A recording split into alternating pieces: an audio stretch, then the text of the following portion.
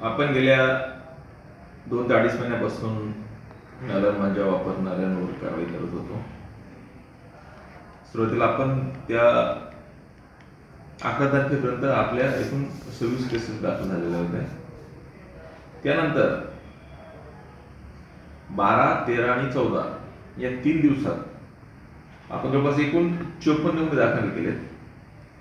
या 54 गुन्ह्यांमध्ये एकूण 88 आरोपी आपण केले। त्यातले जवळपास आपण 70 आरोपी अटक केलेले आहेत। यामध्ये काही आरोपी हे विधी संघर्ष बालक असल्याने त्यांच्या पालकांनाही आपण आरोपी केलेला आहे आणि त्यांना अटकही केलेली आहे। या पूर्ण कारवाईमध्ये आतापर्यंत आपण एकूण 14,24,000चा मुद्देमाल जप्त केलेला आहे। तर एकूणच जर बघितलं तर ही कारवाई करत असताना अनेक ठिकाणी पोलिसांनाही रोखण्याचा प्रयत्न झाला। नायलॉन मांजा घातक आहे हे वारंवार सांगूनही अनेक नागरिक नायलॉन मांजा वापरतायत, तो त्यांना ऑनलाईन पद्धतीने उपलब्ध होतोय। आपण याच्यावर कसं नियंत्रण आणताय पुढील काळामध्ये? जेव्हा आपण सुरुवातीला कारवाई केल्या आणि तरीही त्याचा वापर चालू होता, त्यानंतर आम्ही शेवटच्या 3 दिवसात पतंग उडविणाऱ्या व्यक्तींना चेक करून त्यामध्ये जर नायलॉन मांजा वापर करत असतील तर त्यांच्यावर कारवाई केलेली आहे।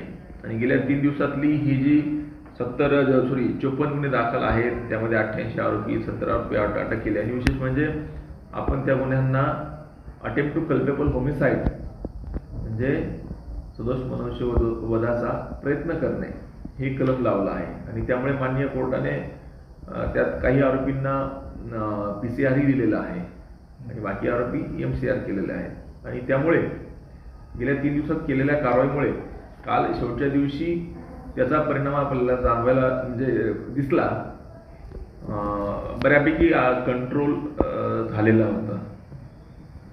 तर या सगळ्या दरम्यान नायलॉन मांजा असेल किंवा पांडा मांजा असेल याची त्याच्या दृष्टीने आपण काय आता पुढील ऍक्शन घेतोय? नाही, आपल्याकडे आतापर्यंत आपण नायलॉन मांजावरच कारवाई करत होतो, परंतु कालची जी घटना होती तो जो पांडा मांजा आपण म्हणतोय तोही बऱ्यापैकी घातकच असा आहे।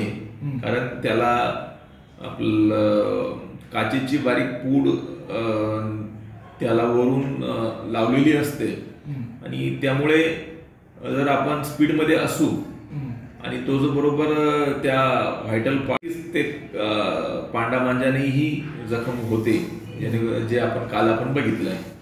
त्यामुळे पांडा मांजा वापरणंही हे धोकेदायकच आहे। त्यामुळे इथून पुढे फक्त नायलॉनच नाही, पांडा मांजाही वापर करू नये असं आवाहन करण्यात येईल। सर, यामध्ये एकूण किती पालकांवर कारवाई केली, किती अटक आहे आतापर्यंत, आकडेवारी किती? यामध्ये आतापर्यंत आपण एकूण 14 पालक आरोपी केलेले आहेत आणि त्यातले जवळपास आपण 11 पालक अटकही केलेले आहेत। त्यांना त्यातल्या काहींना PCR मिळालेला आहे, काही MCR झालेले आहेत।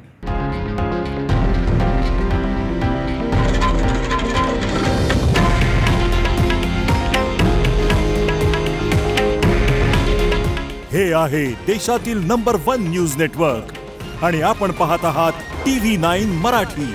काळजी तुमची, हित महाराष्ट्राचं।